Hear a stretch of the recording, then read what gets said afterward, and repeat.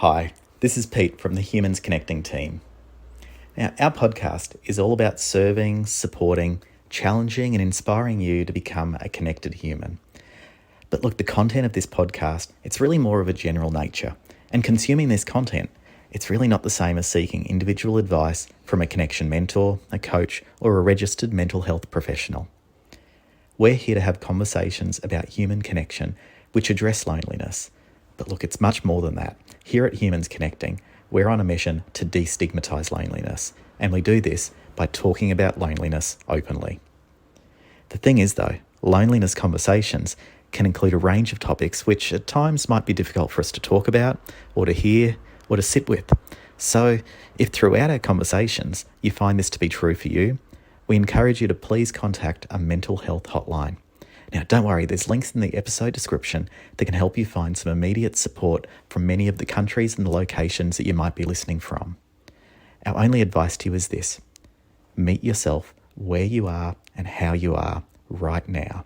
If you don't feel up to it, hey, that's okay. We'll be here, ready and by your side when you're ready to go. Oh, look, we're so glad that you're here. Let's jump in. Hello, it's Phil. Welcome to the Humans Connecting podcast.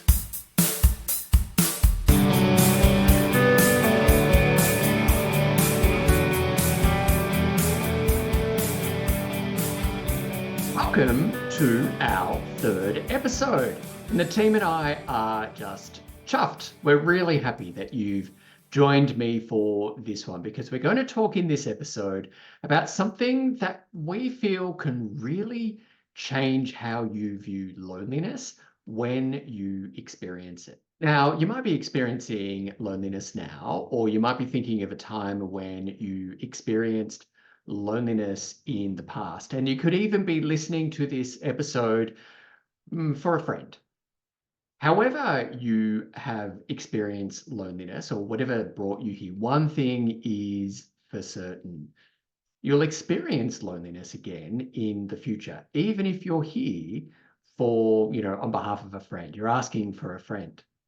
So in knowing this, we here at Humans Connecting want to turn your loneliness from a foe to be feared into a friend who you might not necessarily welcome, but you will let in when they come calling. And, there's again, there might be a bit of a leap that you not necessarily roll out the welcome mat and the red carpet and host a welcome party for loneliness. But at least you can see it as a friend that you allow to pass through. Indeed, we feel that this perspective shift of turning your loneliness from a foe into a friend is really important in how we frame here at Humans Connecting, how we frame our work in supporting, challenging, and inspiring you to be a connected human. And it's for this reason that this is getting a really distinct episode, a solo episode from me. And it's the third episode. First up, it's kind of foundational. So we wanted to give it its really own distinct airtime. But before we get too far into this episode, I want to introduce myself if you're new to this podcast. And given that it is episode number 3, there's a high likelihood that you're very new to this podcast. So I'm Phil McAuliffe. I'm a global loneliness thought leader. And when I'm not hosting this podcast, I'm a speaker on loneliness and human connection. I comment on loneliness and human connection in the media. I'm an author, I'm a connection mentor, and I'm a human who is endlessly curious about humans and the human condition. And it's a fact that a part of the human condition is loneliness. And for me, I feel like I've been wrestling with the thoughts and feelings of loneliness for most of my life. And I'm going to be really clear here. I'm going to be really honest. I was an award-winning avoider of my loneliness for most of my life. But as I entered middle age, just a few years ago. I know it's hard to tell. Um, the loneliness that I was experiencing became, well, impossible to ignore. And it was very uncomfortable and wasn't necessarily an experience that I welcomed. And I got some help and support. And after going through a program with that help and support, I started to get curious about the loneliness that I experienced and was noticing all around me. And I've been working on understanding loneliness and human connection since 2018, when I started The Lonely Diplomat, and in 2020, when I started The Loneliness Guide. And I've combined everything that I've learned at The Loneliness Guy and The Lonely Diplomat and working around loneliness for over 5 years now. Combining everything that I've learned along the way, and together with my team, I founded Humans Connecting in 2023. And we founded Humans Connecting for two reasons. First, we want to destigmatize loneliness. And secondly, we're here to help you wherever you are in the world and however you are as a human. We're here to help you get the connection that you need and that you absolutely deserve. And really, another big driver of why I started this work was that I couldn't see myself in the advice and support about loneliness that was in the world, both mainly online, but also with mental health support providers. I couldn't see myself in the advice and support that they were giving me at the time when I needed it most. And I felt like the support and advice being offered was for people experiencing loneliness because they were grieving or that they were elderly. And I was neither. I was simply a middle-aged man who was realizing that he was lonely. So Humans Connecting is the support and advice that I wish that I had when I first realized that I was lonely. And when I realized that my loneliness couldn't simply be ignored, and when I knew that I needed to become a more connected human. So here we are. And here we are with some of that advice and support that we've created here in this episode. And we're sharing all of this introduction with you because we just want to make it clear that we here at Humans Connecting are humans, just like you. We know from our own life experiences that loneliness makes us think terrible thoughts and feel some pretty horrible emotions. And we're here right beside you as fellow humans through this podcast and all of our products and services on our website, humansconnecting.org, that help you and people just like you globally, all around the world, and to help you thrive in life because you listened to your loneliness, not because you ignored it, not because you won an award for ignoring your loneliness like I pretty much did, or that you were trying or are trying to prove your loneliness wrong. And so this podcast and all of our work is here for you when you're ready to take a step towards getting the connection that you need and again, absolutely deserve. But here at Humans Connecting, we don't do quick fixes because when it comes to loneliness, there are no quick fixes. Your loneliness doesn't mean you're broken, so you don't need fixing. Your loneliness means that you're human. And we help you listen to your loneliness and to use it as loneliness is meant to be used. Our body's way, your body's way, my body's way of telling us that we are each missing some kind of connection that is important to you and me. And it's sort of giving us a reminder, a nudge, not a nice reminder or not a nice nudge, to then go and get connection, to prioritize connection. That's all loneliness is. But before we get into the episode and about how you can turn your loneliness from your foe into your friend, we do have a small request. We're a new podcast. As I said, this is episode 3. And Humans Connecting, well, we're creating a social impact enterprise with bold ambitions to change the world. And if this episode or any of the other, like our content here on the podcast, social media, on our website, makes you think, supports you, or inspires you, and please consider sharing this episode with just one other person, because that will really help us begin to have the impact that we are called to make and that we know the world needs. So if you're feeling really kind beyond sharing it with just one person, please, another really great way of supporting us and the work and helping us have the impact that we need, consider giving us a 5-star review on Apple Podcasts, on Spotify, or on the podcast service that you're watching this. And consider dropping an emoji, like, sharing, all the things that we can do on YouTube. All of these things can take just a mere moment. They're free to do, and they can really help support us and support humans just like you, who want to know how to turn their loneliness from a foe to be feared into a friend who, well, can be welcomed-ish. Either way, whatever you choose to do, we're really grateful for your support, and we're really grateful that you're here.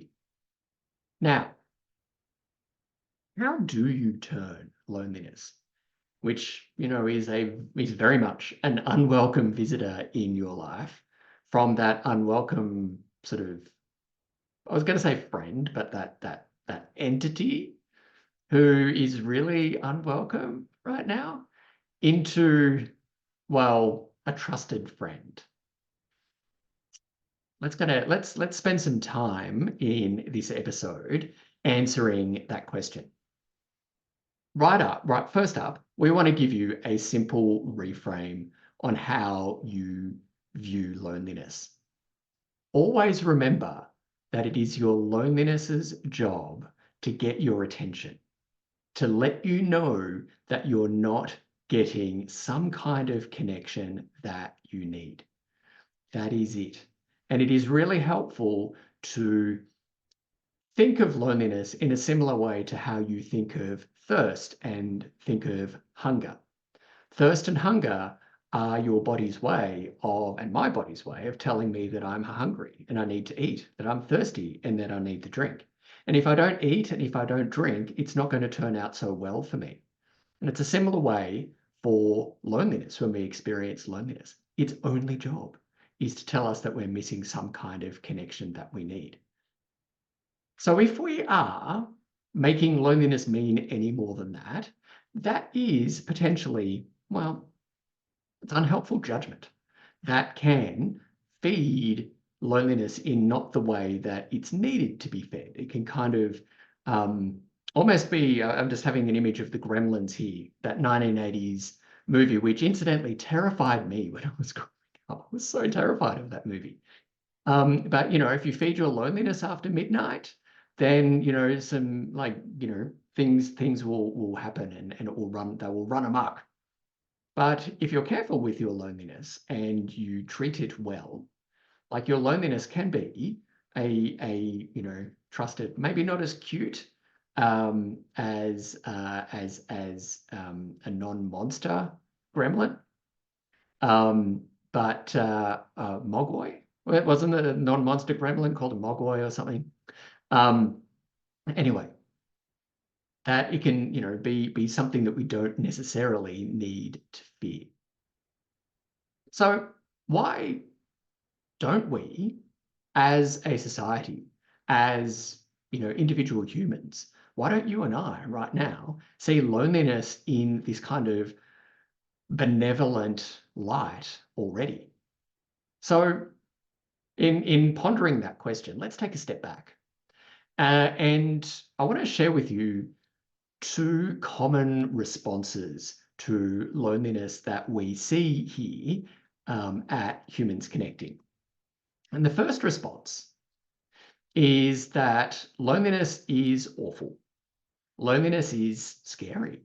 And because it's awful and scary and we fear that it is like that gremlin, I'm going to go with the whole gremlin thing for a little while. Let's just go with that. But it's the gremlin under the bed. And if we acknowledge that it's there, then all hell is going to break loose. So we want to avoid it. We know it's there, but we don't want to go looking for it because it's scary. So it's important to say here that loneliness is an experience that goes beyond what we think and feel when we don't have anybody around us.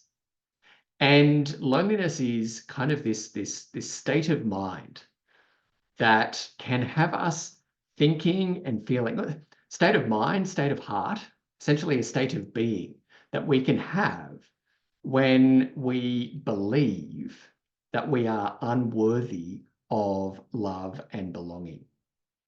That's a big step beyond what is social isolation when we don't have people around us.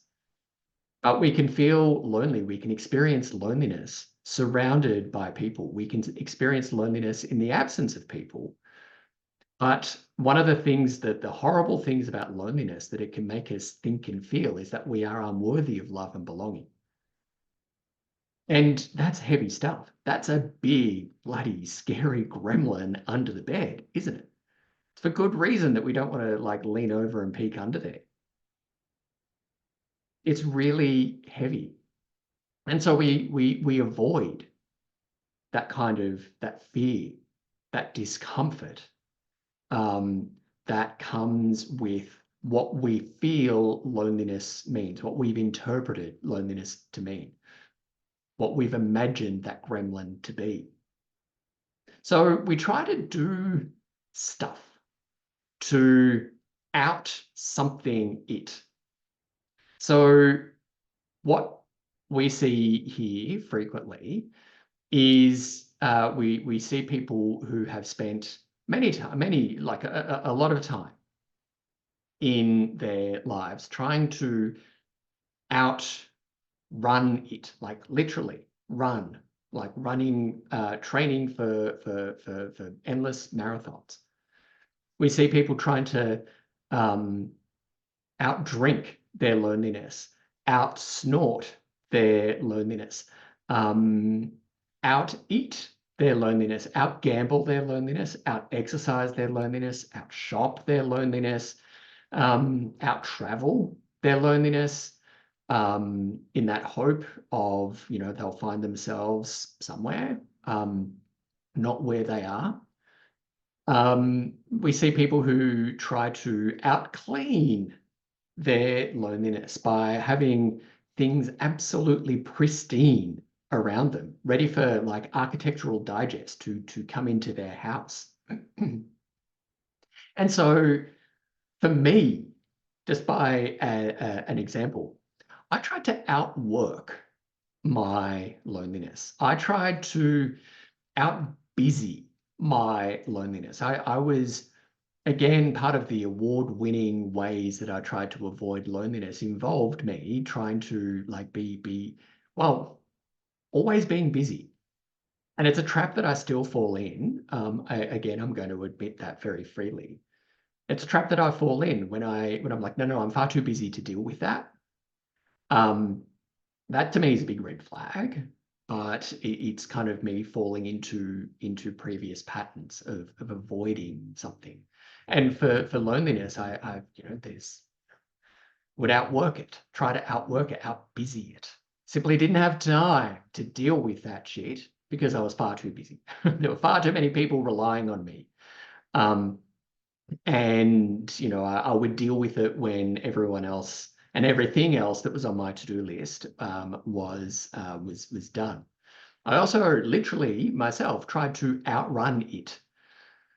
So I would train I was never much of a runner until a few years ago, around about the same time that I started identifying the thoughts and feelings of loneliness. And living in Seoul at the time, in the capital of South Korea. And, I would go for a run and first like train for a 5K and run a 5K and then ran a 10K. And then another 10K. And then someone said, let's do a half marathon. So I'm like, okay, let's do a half marathon. And I was like, on reflection, trying to outrun, literally outrun my loneliness that I was experiencing at the time.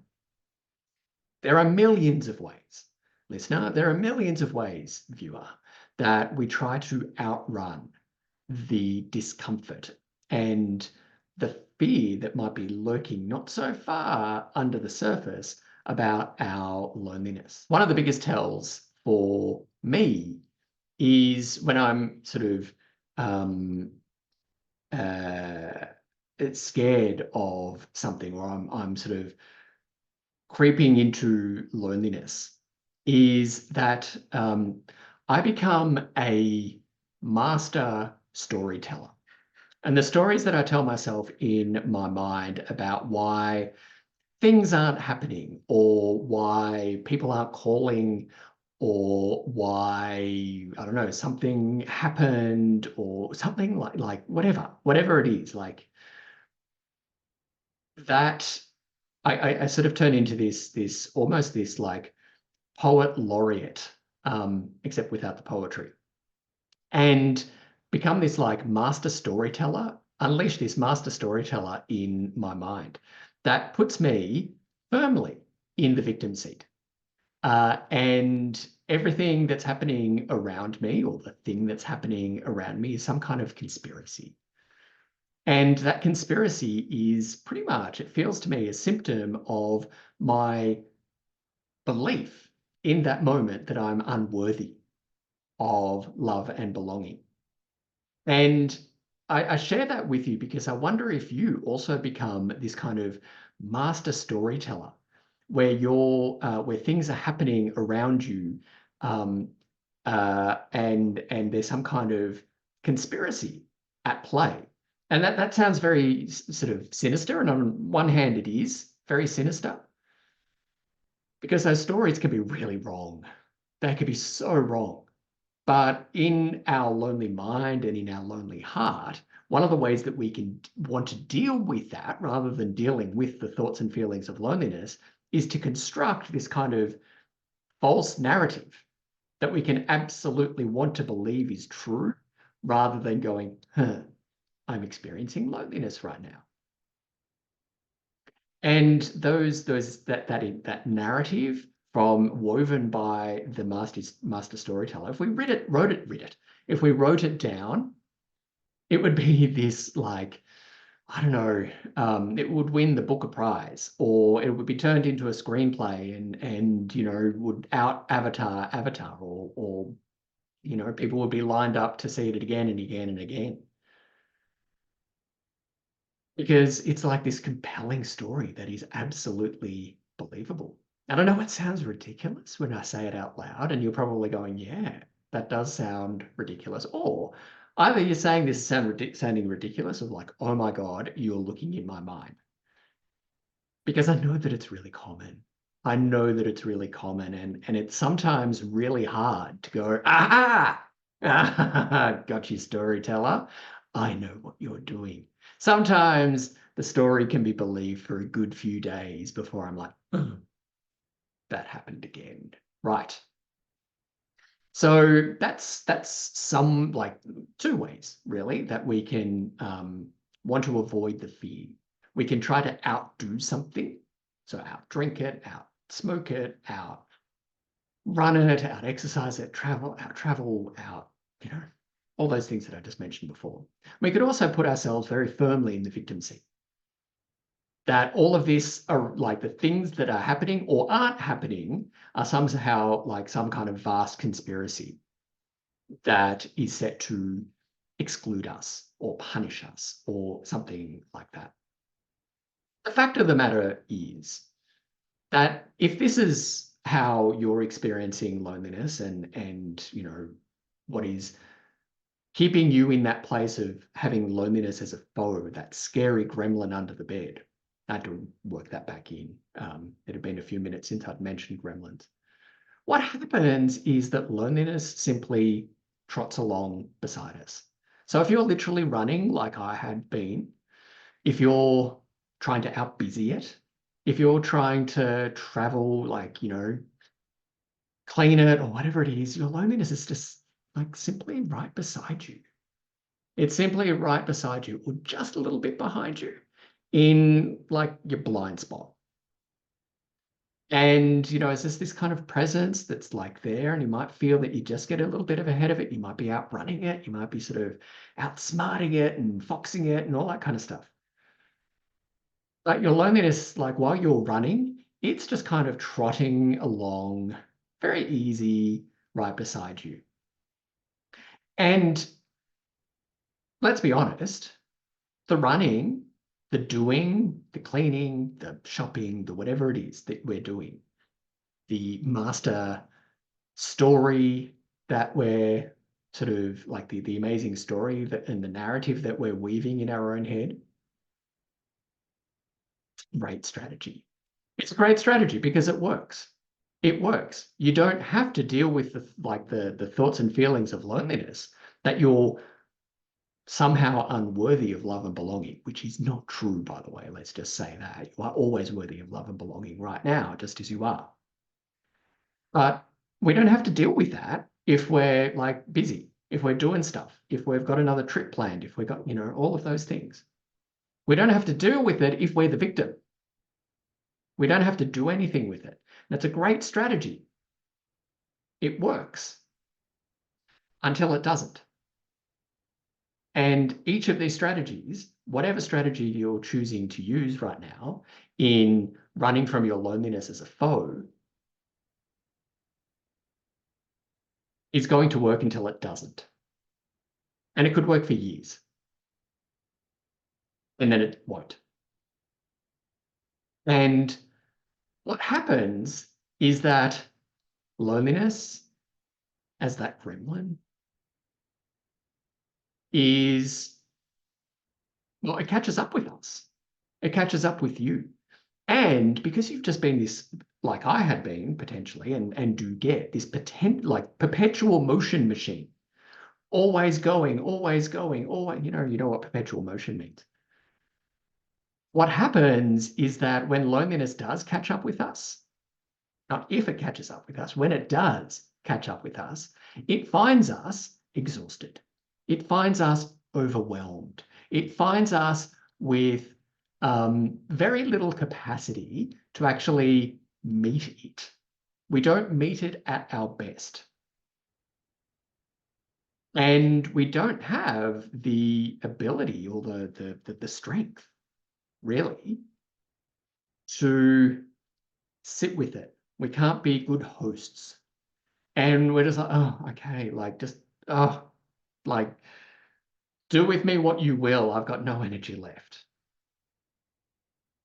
And, it simply gets us when our defenses are down. Is this you? Is this you?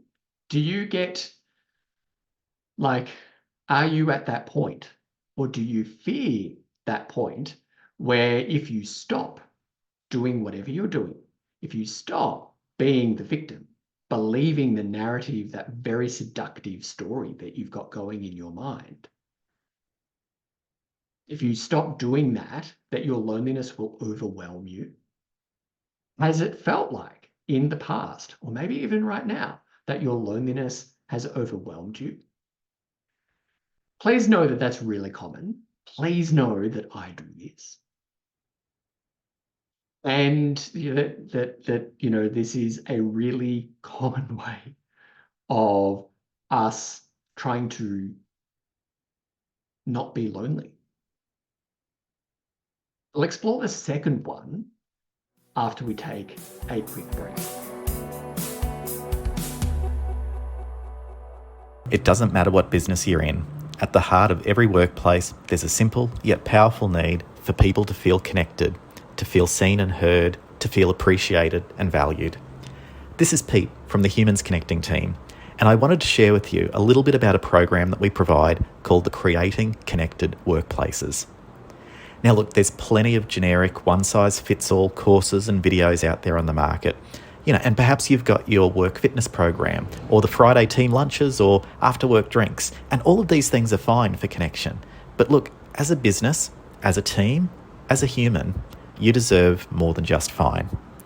We're here to go way beyond that and help create workplaces where every person feels a deep sense of belonging, where every voice matters, and where the strength of our human connections help fuel the collective success. Just like every human is unique and different, every business is different as well. So this program is tailored and curated specifically for the needs of your organisation. But look, don't just take our word for it. Have a look at our website over here at humansconnecting.org and see how we've helped businesses from Specsavers to Medibank.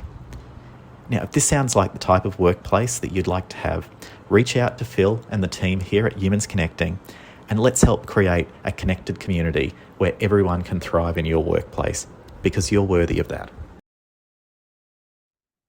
Okay, so before the break, we had a chat about how we can try to out-busy our loneliness. We can out-something our loneliness, and we can have this narrative, this very powerful narrative in our head going on where we're in the victim seat. Things are like a massive conspiracy happening to us.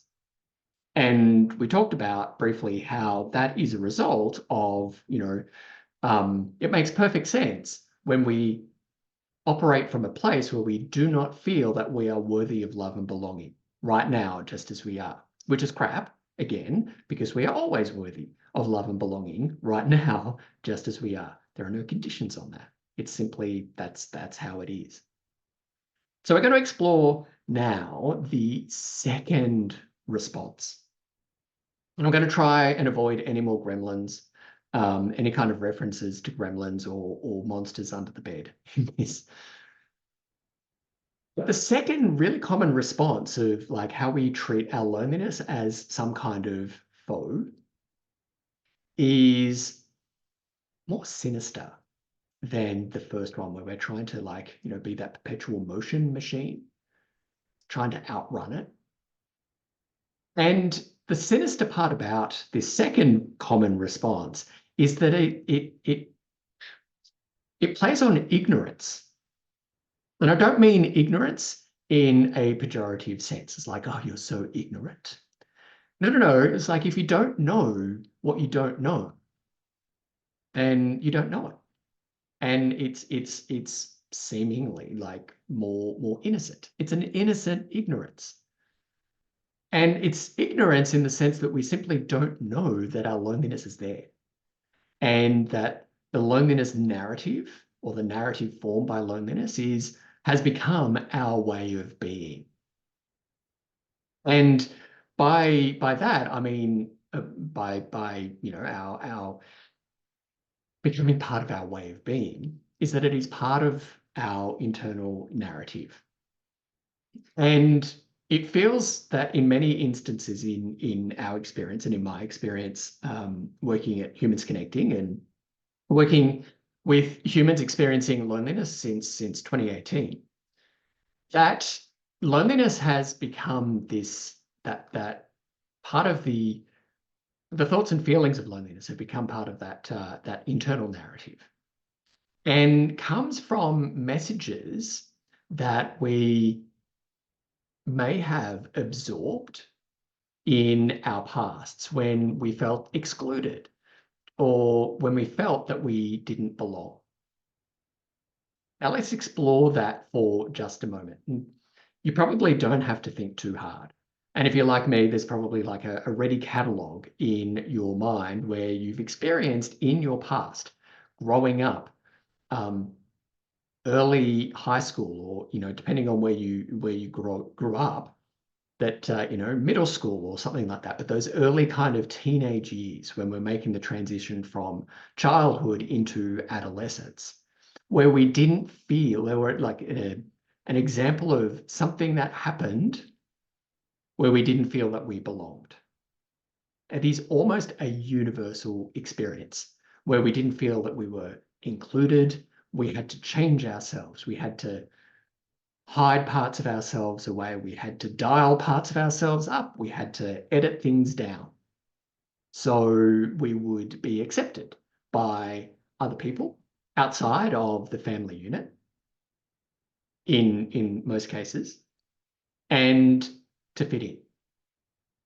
And there's many, many, many good reasons why we do this.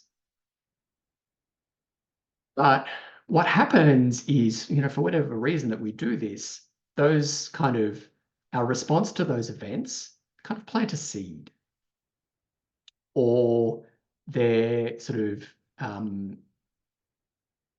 I'm trying to think of the analogy here, but they're things within us that kind of like we grow around. They're wounds that we grow around. And soon, after a while, they kind of just become part of who we are. We don't really question them. It's just, it turns into that belief about who we are.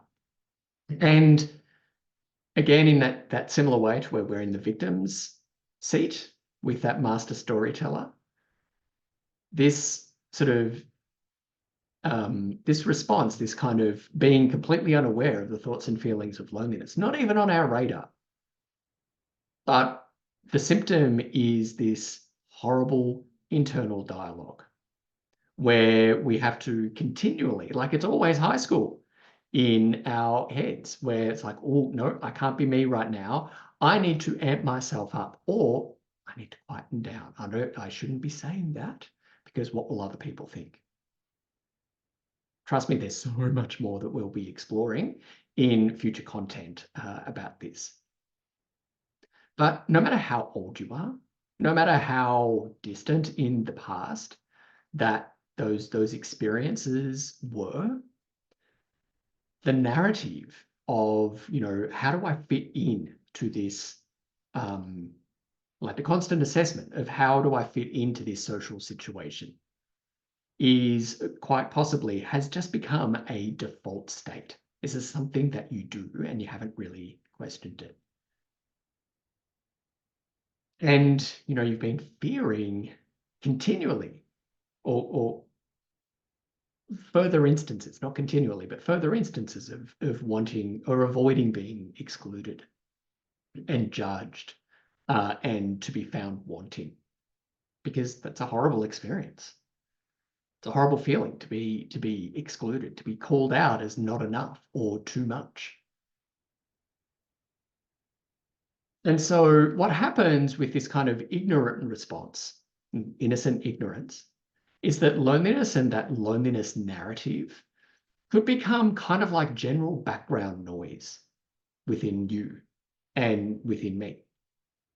And that background noise could be kind of like a detuned radio, like in another room, that has just been there for a long time. And you don't really notice it's there until you sort of you tune it in. And that radio has sort of been saying, like the voice on the radio that's just kind of, in another room perhaps, is saying horrible things about you. And generally you do a great job of tuning it out, but it's still there. And occasionally you sort of like it gets very quiet and you can hear it. And that is awful.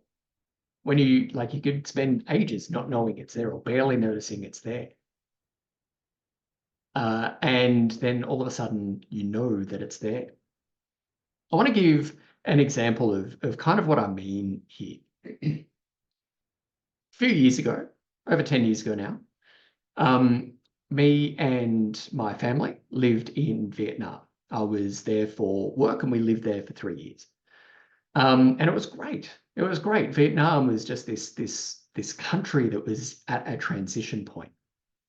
And one of the great things about Vietnam is its energy. And we were living in Ho Chi Minh City, in the old Saigon, and pretty much right in the center of Ho Chi Minh City. And if you've ever been to Ho Chi Minh City, if you've ever been to Hanoi, if you've ever been anywhere in Vietnam, you'll know what I mean when I say there's motorbikes. There's so many motorbikes, or at least 10 years ago they were. There's motorbikes, car horns, horns on the buses, horns just going everywhere. There's music blaring from people's houses, from restaurants, from karaoke bars, from bars, from hairdressers. There's music everywhere. There's so much energy. It's just like the energy that only 12 million humans living in a very small space can generate. And it's a buzz. It's amazing. And it's endless. It's endless. And it's kind of just like when you notice it, it could be like charming and amazing until it's not. And even when things look quiet, and I want to say this one very deliberately because we can have this noise going on within us, but outside we can present as calm and serene and have like, the perfect image. So, in wrapping up this episode, I want to ask you a question. How is loneliness showing up for you? How is loneliness as a foe showing up for you? Have you been trying to outrun it? Have you been um, innocently ignorant? I'm going to say you're not innocently ignorant because you're listening to this. Um, so that you've moved out of that state of potential innocent ignorance. Have you noticed that there's an internal narrative running within you that is going on in your mind? Is any of what I've said here and what we're saying here new to you? Is this like new insight for you? Or are you going, yep, that's me. Yep, that's me. You've said what I've been feeling for a very long time. How is it? Like what's going on within you right now? So to answer the question, how do we turn loneliness? How can you turn loneliness from a foe into a friend?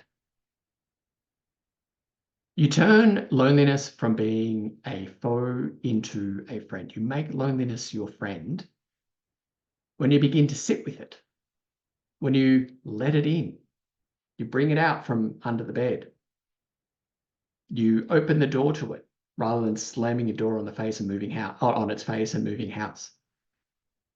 You welcome it in. You show it some hospitality. What's the message that you're bringing me right now? Because treating it like a foe is still battling it. It's still trying to prove it wrong, right? Treating it like a friend is working with it.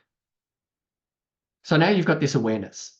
You've got this awareness of how you can begin to welcome loneliness as a friend. And that awareness, the great thing about awareness is that awareness brings choice.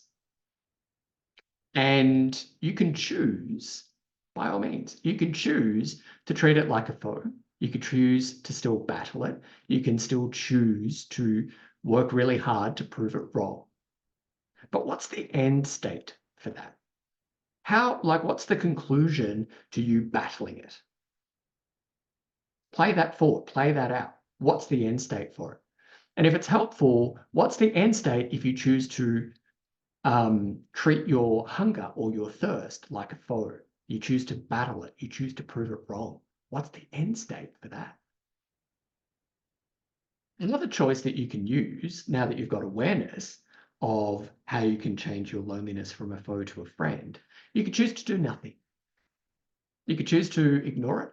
You could choose to hope that it goes away, but doing nothing is still a choice.